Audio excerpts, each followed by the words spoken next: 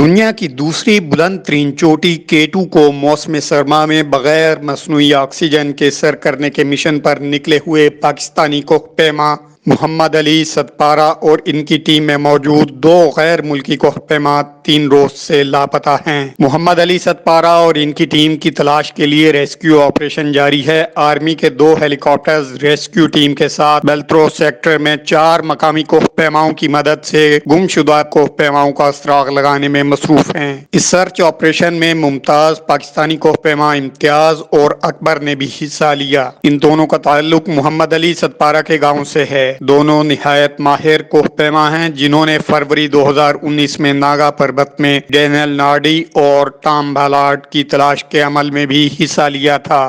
ذرائع کے مطابق محمد علی ستپارہ اور ان کے دیگر 2 ساتھیوں کا بیس کیمپ سے آخری ریڈیو رابطہ ہوئے تقریباً 60 گھنٹے سے زائد وقت گزر چکا ہے۔ بیس کیمپ سے دوربینوں کے ذریعے ہونے والی تلاش کے دوران بھی K2 چوٹی کے آخری حصے پر بھی کسی قسم کی کوئی نقل و حرکت دکھائی نہیں دی۔ عالمی شہرت یافتہ کوہ پیما محمد علی ستپارہ دنیا کی دوسری بلند ترین چوٹی K2 کو بغیر آکسیجن کے سر کرنے نکلے تھے۔